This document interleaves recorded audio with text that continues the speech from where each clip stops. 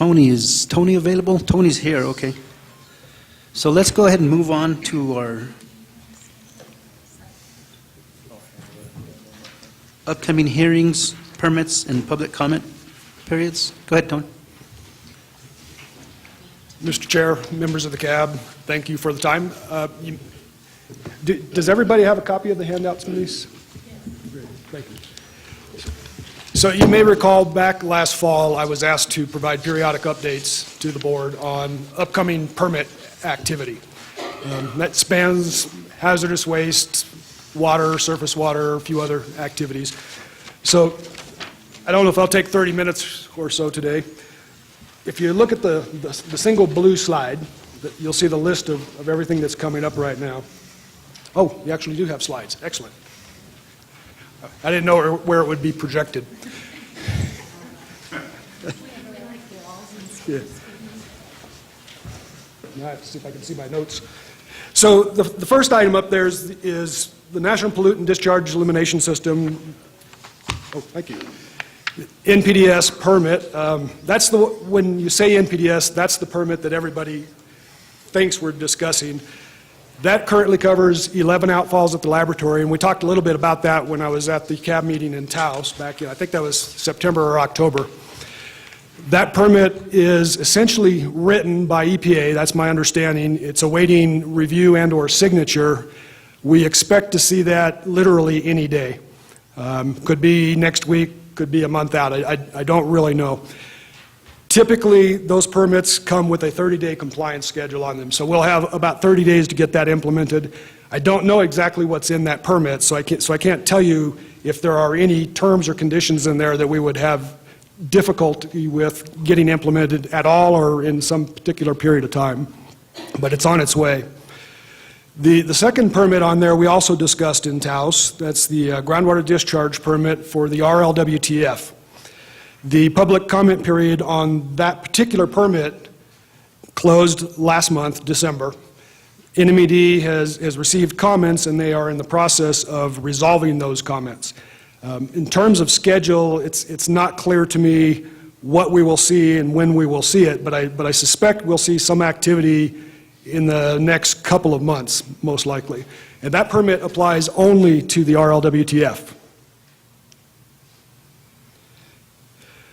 So we have the groundwater discharge permit, DP 857 sanitary waste permit. That's we talked in Taos as well. That covers our sanitary waste system, so it's essentially the sewage plant. It also includes septic tanks, and early in that process, NMED elected to include the SURF facility.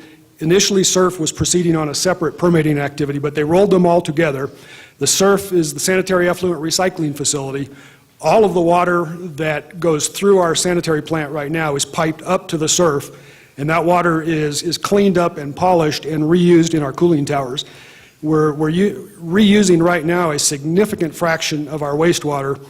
We have some critical facilities, computing facilities, SEC for instance right now, 100% of the cooling water used in that facility is coming through that SURF, so it's recycled wastewater. We hope to get that plant, get the efficiency up of that and increase the percentage of water that we are reusing. Where we once got 1 or 2 cycles of water through the plants, that water is so clean we're getting 3 and 4 cycles typically out of those cooling towers now. So we're really pleased with that, and we're going to look at what we can do with that in the future. That public comment will come out sometime in 2014. I don't know what that permit looks like, but it's probably a much lower priority than some of the other permits that are currently in play. One of the things I picked up this year is the Clean Air Act, Title V. We submitted that application in August of 2013 to NMED.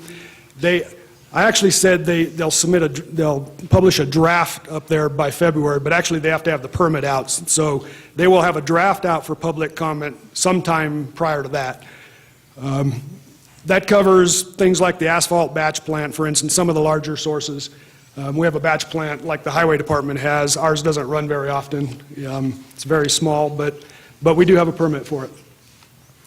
The TA-63 Transionic Waste Facility Permit, we discussed that a little bit in Taos, and then I think you heard from Mark Hagenstad when we were in Espanola back in, I think it was December. And at that time, that permit was still in play and in review. NMED issued that permit in December, and we'll start moving forward with the implementation of that permit. There are issues that have to be resolved. There are activities in there, engineering design types of things, vapor monitoring, those types of activities. The open detonation is currently under review by NMED, so there's no activity on that right now. Those permits were submitted 18 months ago, I think it was now, almost 2 years. Same for the open burning for 388. What is in play related to some of those things are the closure plans. NMED had the public comment period for 16/3/99. That's going to be a closure. That ended on December 19th as well. I know they have comments. I haven't seen them yet. I've been out of the RCRA world until just this week again, so I'll see what those look like, and we might want to talk about them at some future thing. And then we have the other closure plans for a variety of sites, including potentially some of the stuff at TA-54 that Jeff and everybody will be talking about later. But I don't know what those look like yet. NMED will issue drafts for public comment in the future. I don't know if that's a month out or a year out. I suspect they're having resource issues like a lot of people, and they're going to prioritize these. So I'm not sure what, I would like a little feedback from all of you. I was asked to provide updates on current permitting activity, and what I would like to know from you is this sort of hitting the mark? We're not going to have detailed technical debates. Any one of these could be mini meetings, but if there's something you would like me to address in future rollouts of these updates, I'd be happy to do that. Mr. Puglisi. Tony, what permits are the open detonation and the open burn units going through? Is it just air, or is it groundwater, or, well, one's closed, right? There's closures, units that we're going to close, and there are units we are intending to permit. So of those that we intend to permit, we've applied for a hazardous waste facility permit, a RCRA permit. And those are an open burning unit and 2 open det units, I believe, and those are the numbers up there. Those will be under RCRA. The air portion of those particular operations, NMED Air Quality Bureau several years ago elected to move the air permitting piece of that into the RCRA permit and process, so it's all in one place. I assume that's still going to happen. It's the way, it looks like that's still true. The closures are for open burning and open det units that we no longer intend to use, and we'll have to figure out what those closures look like. So that relates to one of the things I would like to see in your presentation. Can you specify the permits, the issues, and the areas that are impacted, including water sources, by these actions, and the types of nutrients or contaminants we may be referring to? I think we can do that. I think what we would like to do, if we want to have that discussion, we probably want to limit how much is on the list or have a larger meeting, but I think we can address some of that anyway. If you could flip the slide to the next one, there's only 2 slides in this talk today. I believe it was Scott Kovacs who had requested that we provide a map at the last time we talked about permitted units. So we put these on here, and it doesn't have everything at the laboratory, but it does have the things that we're talking about today. So you can get a general feel for where these units reside in relationship to the rest of the community and the county at large. So you've got the town site, Los Alamos, on the top of that map, and you've got Bandelier on the south end, just to bracket it for you.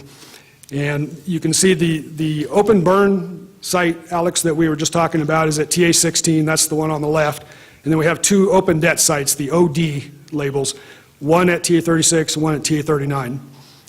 I did not tag the closure units. There's an open burn site at TA-16 that will be closed. There's an open det, combined open det, open burn facility at TA-14 that might get closed.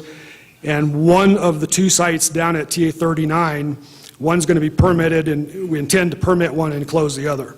So we're consolidating these activities as well. By and large, the contaminant of concern there, of course, is HE on the surface. Some of these are pretty old facilities. The Transionic waste facility, the TWIF that we had talked about, is pretty much dead center there at TA 63, which is immediately adjacent to TA 50. You see the RLWTF tag. And then SURF, we talked about the recycling facility. That's up at TA 3. And you see the tag for the SWISH, the sanitary plant, is off to the east, southeast. All of the effluent from that plant, we have a discharge, a permitted discharge to TA 46, but we do not discharge to that canyon at all. We pipe all of that water back up to the surf. So we recycle the water, we use as much of it as we can, and whatever remains gets discharged through the same discharge as the power plant, so it gets combined. All of the discharge limits, all of the standards still apply there, whether it's in that canyon or the other canyon. So I don't know if you have any other questions. Is Scott still here? Oh, there you are. Since you were the one that asked for the map, I was wondering if this helps you understand the placement of these facilities. Thank you. I don't remember asking for the map, but thank you very much. What is the Swiss again? SWW? Sanitary wastewater system. There it is, I see. I did have a question. Mm-hmm. Is the TA 63 Transionic waste facility permit, is that online, the final permit? Is that available? I think it is on the NNMCAB page. I haven't looked for it yet myself. Okay. And do you know if it changed much from the draft that we all saw in June? Whatever that was. I don't, and in defense, today is literally my first official day back in Ricker world. Welcome. But in a couple days, I'll be able to answer that. Okay. I had a question. Yes, sir. Yeah, I would support what Alex said about what you present, but to me, it would at least be helpful if you could say something about the environmental impact of what these permits are helping with or changing from prior status, or, what the issue is for each of those permits, whether it's you're going to improve discharges to the surface water, or it's going to stay the same, or it's, whatever. Okay. So to speak a little bit to that right now, the Npdes permit, which was the first one on the list that we talked about, the new permit, we know from earlier drafts that we saw, is going to be more restrictive than the current permit, which is actually quite restrictive.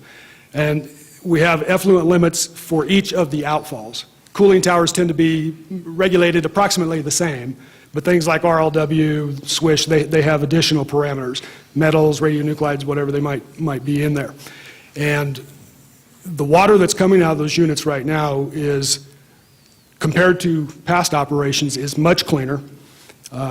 We could probably quantify that at some time, but we are also discharging much less water than we used to, by many millions of gallons.